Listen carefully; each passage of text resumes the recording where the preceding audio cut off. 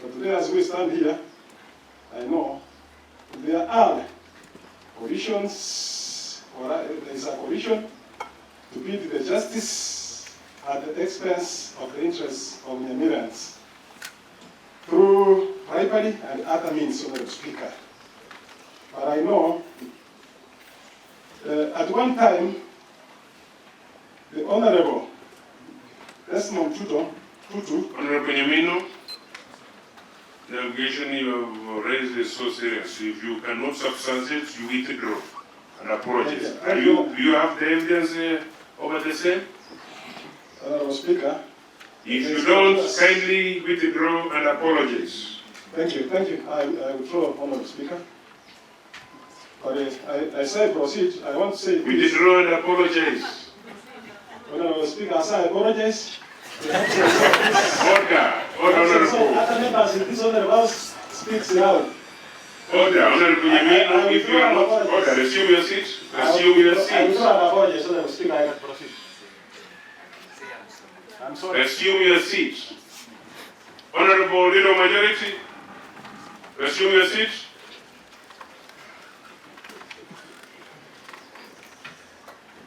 Honorable members, we have to debate as guided by our standing orders and as guided by the law of the land. If you have no evidence over any allegation that you pronounce here, better you don't do it. Honorable Nyamino, for the last time, you stand, you withdraw and apologize. But if you have the evidence, you table the evidence for further processing. Proceed. Thank you, Honorable Speaker.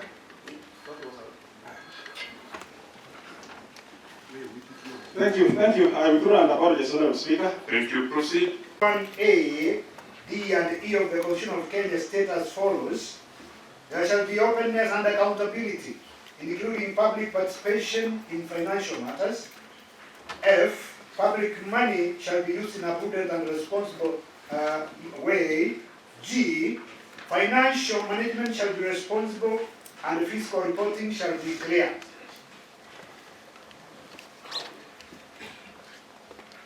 Whereas Article 234A of the Constitution of Kenya 2010 mandates the Salaries and Remuneration Commission to set and regularly review the remuneration and the benefits of all state officers.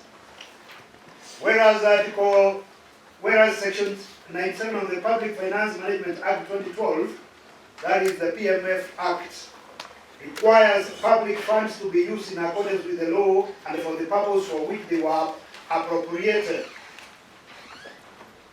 Whereas Section 46 of the Anti-Corruption and Economic Crimes Act of 2003 provides that a person who uses his office to improperly confer a benefit on himself or anyone else is guilty of an offense.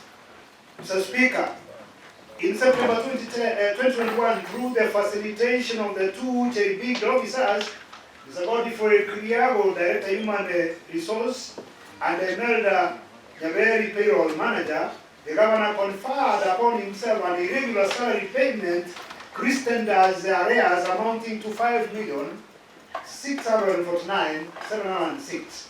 It's apparent that there was no outstanding arrears due to the governor since his assumption to office, and neither was he owed any arrears as deputy governor. The governor self-authorized the receipt of 5,649,706 in salary arrears outside of Salaries and Remuneration Commission guidelines is a clear act of personal enrichment, abuse of office, and a direct violation of the PFM Act. The governor has publicly confessed that he received the above irregular payment. The people of Nyamira lost services and development programs to the tune of 5.6 million on account of this office and all its actions. The governor has formed a habit of conferring upon himself irregular benefits going by other instances, for instance, in the year 2019, the governor caused to be paid a retrospective compensation of 13 million in allowances for housing, a benefit, not an allowance, and made a double medical claim in form of ex gratia, despite full settlement of his medical bills by the defunct NHIF or outside of SRC guidelines, which clearly demonstrates a pattern of personal enrichment through corrupted, a pattern of personal enrichment, abuse of office, and a direct violation of PFM Act. The direct financial benefit to the governor constitutes a direct loss of public funds and demonstrates a clear case of personal enrichment through corrupt practices and abuse of office. This is clearly demonstrated in Annex CAN 2.3/24, which is an SRC circular gazette notice of governors /deputy governors remuneration and benefits. There is also an Annex CAN 2.3/25, which is a circular on housing benefit for governors and deputy governors. There is also an Annex CAN 2.3/26A, which is a payslip for Kenya shillings 5,649,706, which was a payment made to His Excellency Amos Meru. And I'd like to congratulate my brother, my counsel, my friend, Ugui, for his eloquent response. But Mr. Speaker, when I was looking at him on his face, I realized that he was actually straining to give a response. However, Order, honorable member. How did you realize that? I am very keen. Thank you. Proceed. Mr. Speaker, Mr. Ugui took us through all the allegations up to 2.7. But technically, he jumped. Particular 2 is skipped to 2.3, abuse of office through personal enrichment from receipt of the irregular salary arrears of over 5.6 million. Mr. Speaker, I have gone through the annexure, a letter from EACC, which is annexure 11A, and I want to take you through that. I will take very few minutes, Mr. Speaker. This is a letter which was written by EACC officer, dated 17th of October 2022, addressed to His Excellency the Governor. Mr. Speaker, that letter is very succinct in your ways. And EACC was informing the Governor that the preliminary findings arising from the ongoing investigation indicate that during the period from March 2013 to December 2020 and January to September 2021, when he served as a deputy governor and the governor of Nyamira respectively, he regularly received wrongful salary and later salary arrears whose gross total was over 5.6 million.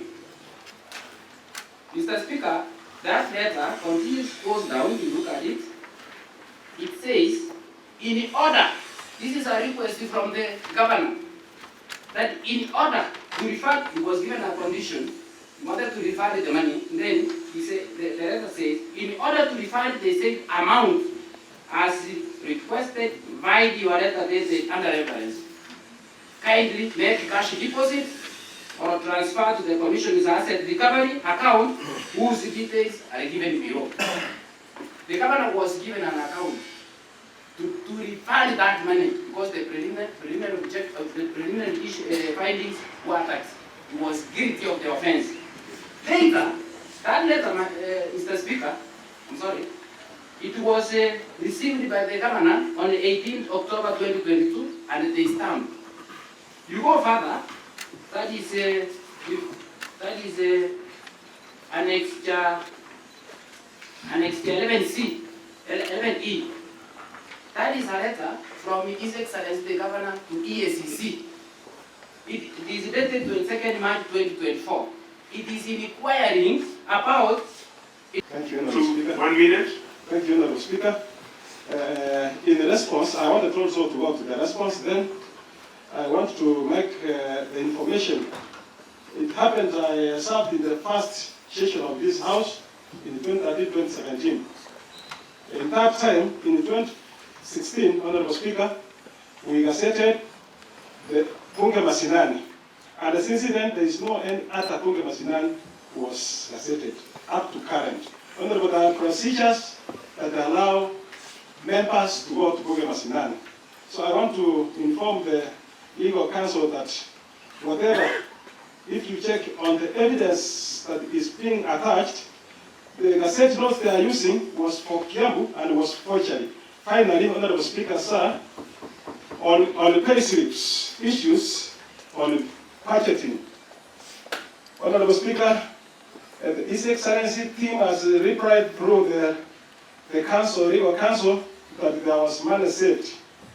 According to Public PMF Act, any money that is saved, it's called as revenue. It has to come to the kitty, reallocated, and then the county assembly approves it. Minus all of that, that was a shortcut, and it is illegal. Thank you, Honorable Speaker. I support. The Honorable Evans Chua.